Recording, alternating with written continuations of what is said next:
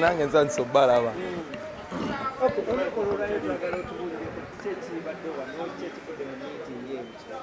Ekibaddewo mu meeting leero kwe kwanjula constitution y'ekibiina kya United Superstars Association kyekisookedde ddala era okweyanjula nti enzigi zaffe enzigule kati eri ebitongole ebyenjawulo ebyo bye twatuukiridde edda ne bye tutannaba kutuukirira mu buwandiike.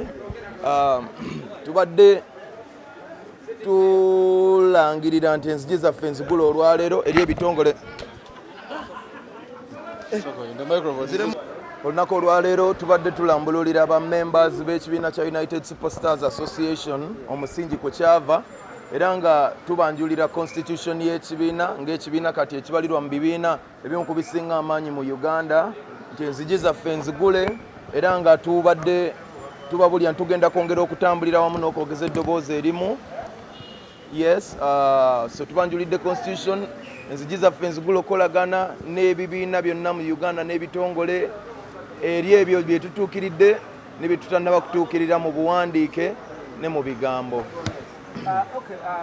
Abakyala bali saidi zeeri waliyo omukyala gwe bayita Mami Alimba yavayo n'agamba nti mwe abayita ba superstars abavudde ne mukola ekibiina nga bayita ba superstars tabamanyi kubanga ye nga ye maama w'ekibiina oba maama wa music teriyo superstar musinga ani kakino no ba stars bangi neffe ba United Stars star bangi ne goli star afunye okubikkulirwa nti okwegatta ne mubeera kimu kirungi ekyo kyekyawula bano ba United Stars. Ffe tuli ba stars bw'oyagala okuŋŋanya buli sita tosobola mumalayo ate tulina amateeka agatubaga ge twanjudde olwaleero agalaga how you become a member of our association. So it is okay, but if she's a star ajje atunuleko mu mateeka g'ekibiina alabe oba ayina obuwaayiro obumumala okubanga atwegattako era tujja mwaniriza oyo maama waffe tumwagala nnyo. Yes, so far aba stars bangi but not every star is united and we are the United Stars.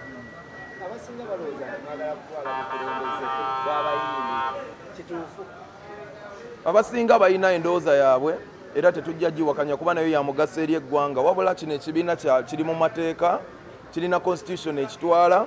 Constitution eyo yabagiddwa abayimbi ba memba b'ekibiina kino.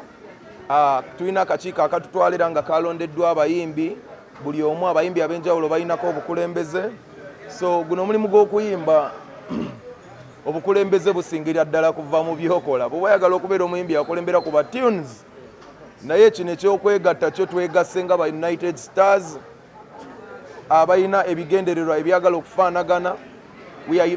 We have identified ourselves with each other, with whoever you look like better the most. Ebitongole bingi bigamba tebyagala kolagana n'abantu kubanga tebeegatta tebakugeza bumu tebalina professionalism.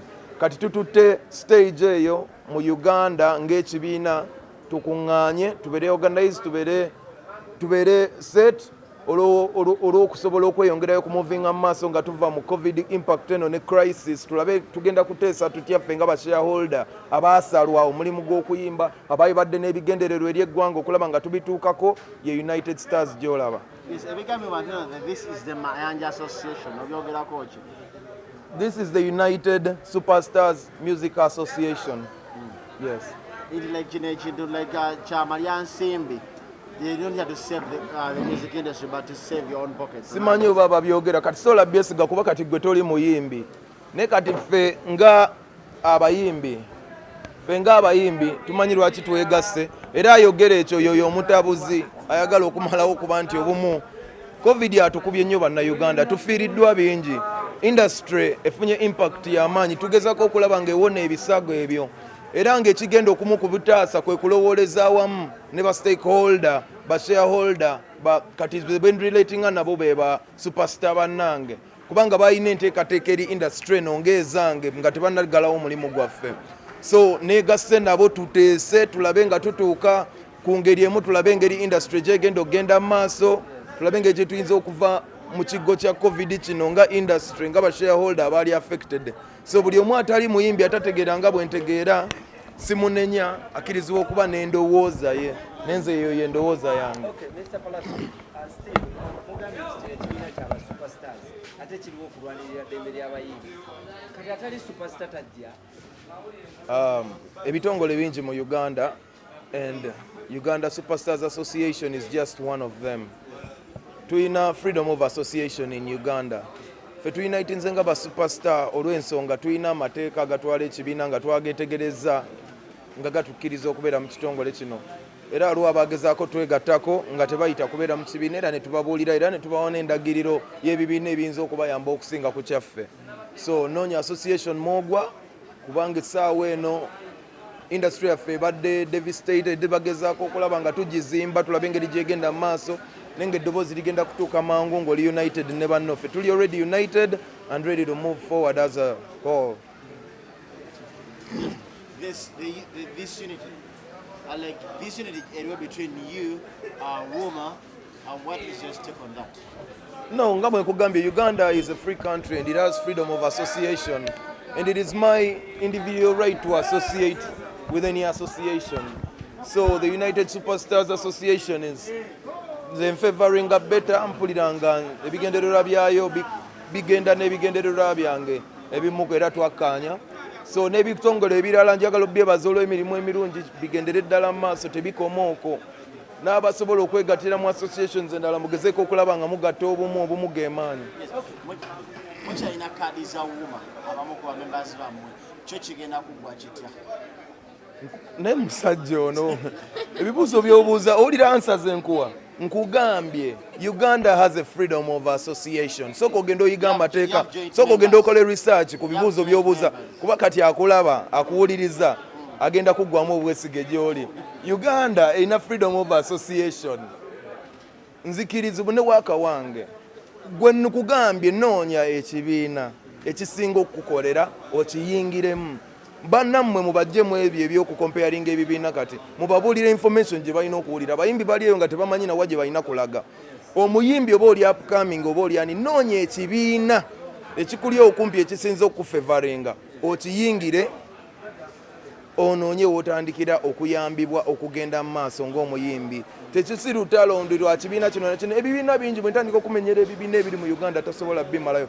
Genda okole research ku bibuuzo byo. Luno si lutalo lwa bibiina lino ddoboozi lya wamu lyetugezaako okwogeza ng'abayimbi tuwulirwe kubanga teri yali atuwadde kutwa ebitongole bingi bigguddwawo nga Ugatunes tebiconsultinze stakeholder kufuna ndowooza ye ate nga byagala kukolagana nabaki n'abayimbi. So it doesn't matter where you are as long as you're using one voice. It's okay my brother. Go kati okola ku Star TV BBS teriwo NBS teriwo NTV teriwo kamera ndaba nyingi waneza amawulire.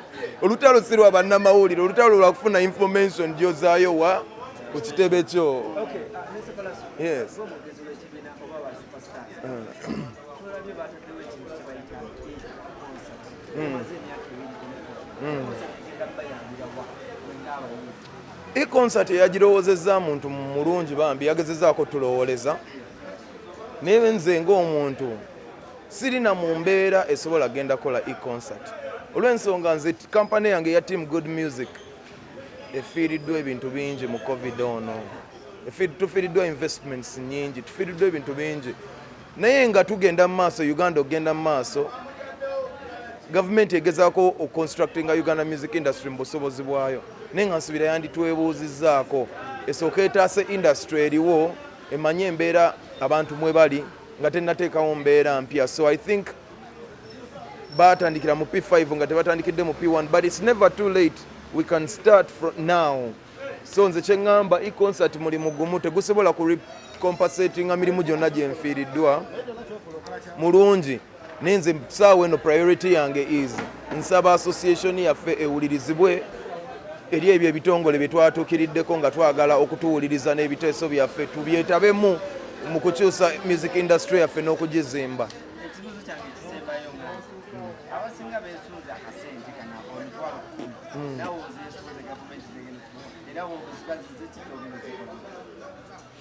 Njagala kwebaza gavumenti olw'ensonga evuddeyo neewa yeebala ewadde. Yes, sente we zijjira tezibambye ate ze tunoonya.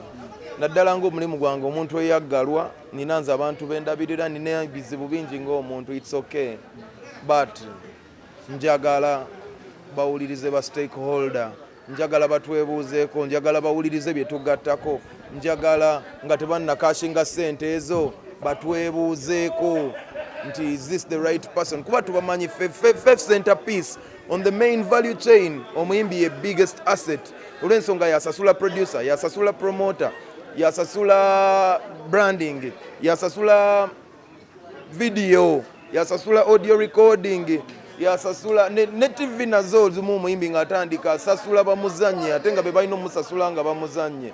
So kiri very tricky. I think basooke bapozinga enteekateeka zonna batunulire value asset eno eya main value chain ey'omuyimbi, bamuyite ku mmeeza naye awa ebiteeso bye twagala kuteesa. Industry yaffe tesobola kubanga ekyuka ng'ekyusibwa nga tetuteesezza.